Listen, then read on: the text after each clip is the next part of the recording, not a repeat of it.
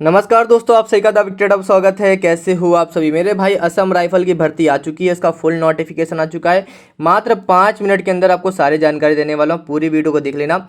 एक एक जानकारी आप सभी को पूरी दे दूंगा। एज, क्वालिफिकेशन, किस तरह से वैकेंसी कंप्लीट होगी, सिलेक्शन प्रोसेस, हर एक चीज़ आप सभी को पता चलने वाला है। देखो, सबसे पहले भर्ती कब से स्टार्ट हो रही है तो 22 फरवरी से आप सभी की स्टार्ट हो रही है। लास्ट डेट आप सभी की 22 मार्च रहने वाली है। ऑनलाइन आप सभी को फॉर्म भरना है, कोई भी ऑफलाइन फॉर्म आपको नहीं भरना है, ठीक है। तो उसकी ऑफिशियल वेबसाइट पे चले जाओगे, वहाँ मिल जाएगा, ठीक है। उसके बाद यहाँ पर अगर आप देखोगे रैली कब है, तो यहाँ पर अगर आप देखोगे 3rd वीक ऑफ अप्रैल में आप सभी की रैली होने वाली है। रनिंग वगैरह यहाँ पर रहने वाली है। अभी रनिंग के बारे में भी आप सभी को बता दूंगा, ठीक है। तो रनिंग के लिए तैयार रहना, ठीक है।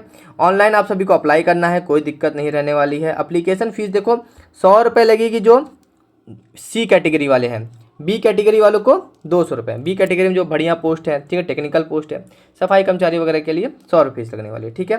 तो आपको पहले मैं बता दूं कि आपका पीएचटी, पीईटी और आपका टेट टेस्ट, ये सभी चीज़ें एक साथ होने वाली है। रिटर्न एग्जामिनेशन बाद में होगा, ठीक है। तो आप भाई उसके लिए आगे तैयार रहो आगे। उसके बाद अगर आप देखें एज कब से काउंट करेंगे तो 1 जनवरी 2025 से एज काउंट करेंगे। अब सभी वैकेंसी के मैं अपने आपको हाइट बता देता हूँ। देखो यहाँ पर लगभग हाइट जो है ना, पहले हाइट देख लो, उसके बाद एज वगैरह देख लेना। क्योंकि हाइट अगर आप देखोगे यहाँ सफाई वाले के लिए सबसे मेन है।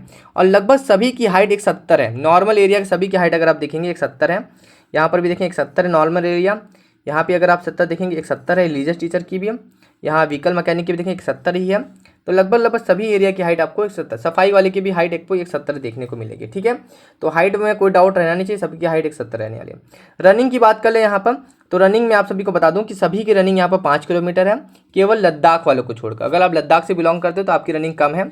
अगर आप नॉर्मल एरिया से बिलोंग करते हो तो 5 किलोमीटर दौड़ना है आपको 24 मिनट में, ठीक है। फीमेल की रनिंग यहाँ पर 1600 मीटर की रहने वाली है 8.5 मिनट में।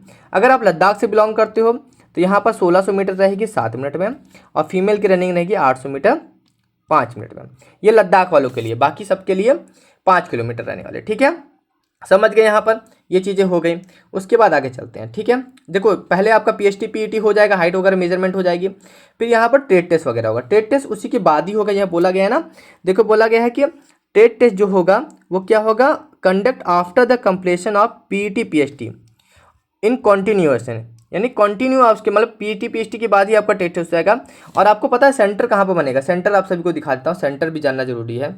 यहाँ पर अगर आप सेंटर देखेंगे, सेंटर कहाँ गया, यहाँ पर अगर आप सेंटर देखेंगे, सेंटर यहाँ पर अगर आप देखेंगे तो यहाँ पर सेंटर आपका नागालैंड में बनने वाला है। नागालैंड में ही आपकी सारी चीज़ें होने वाली है। PHT, PET, return examination, TET test, सब कुछ आपका नागालैंड में होगा।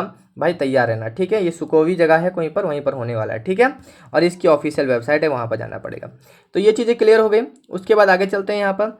अब चलते हैं, देखो टेट टेस्ट समझ गया, रिटर्न समझ लो। देखो रिटर्न में आप सभी को पता है 100 नंबर का पेपर होने वाला है, जहाँ पर जनरल और ईडब्ल्यूएस को 35% लाना है और SC ST OBC को 33% लाना है। ये मिनिमम है, इससे ज़्यादा लोगे तभी सिलेक्शन होगा, ठीक है। ये कब होगा, PT PHT document trade test इस सब के बाद यहाँ पर आप सभी का रिटर्न एग्जामिनेशन होगा। यानी रिटर्न इन सब के बाद होगा और किसी और दिन होगा, उसी दिन नहीं होगा। और कितने गुना लोगों को रिटर्न बुलाया जाएगा, 4 गुना। भर्ती के 4 गुना लोगों को रिटर्न बुलाया जाएगा, ठीक है, हर कैटेगरी में। ये सारी मेडिकल के बारे में आप सभी को पता ही है, उसके बाद वैकेंसी के बारे में आपको पता ही है। ये सारी चीज़ें हो गई। उसके बाद यहाँ पर अब हम चलते हैं, एज वगैरह देख लेते हैं, ठीक है।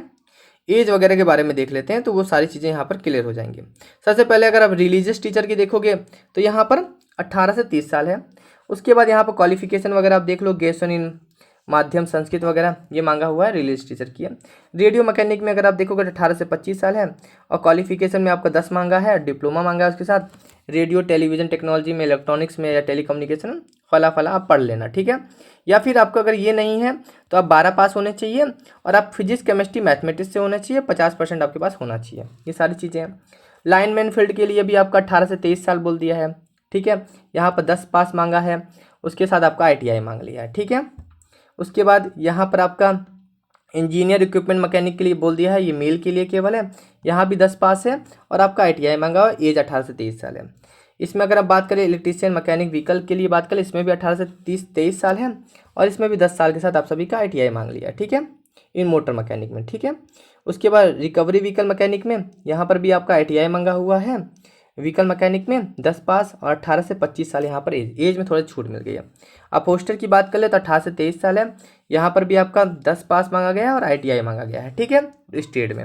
उसके बाद चलते हैं सफाई कर्मचारी में, धीरे धीरे चलेंगे, बहुत सारे ट्रेड यहाँ पर दे रखे हैं। देखो व्हीकल मैकेनिक फिटर में यहाँ पर भी आप सभी से 10 पास मांगा गया है with English, mathematics and science, या फिर डिप्लोमा वगैरह अगर आप ITI वगैरह किया तो हो जाए। 18 से 23 साल यहाँ पर है।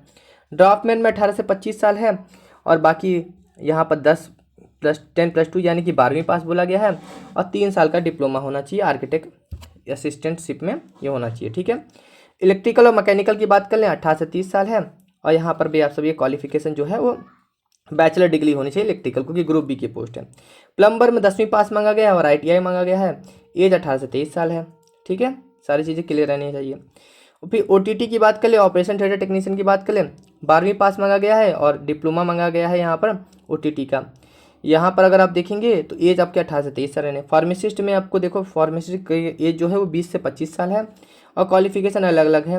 12वीं पास मांगा गया है, डिग्री डिप्लोमा मांगा गया है फार्मेसी में, तो बहुत सारी चीज़ें मांगा गया है, ठीक है। एक्सरे असिस्टेंट की बात कर ले तो 12वीं पास है और उसका डिप्लोमा होना चाहिए रेडियोलॉजिस्ट में और 18 से 23 साल एज है।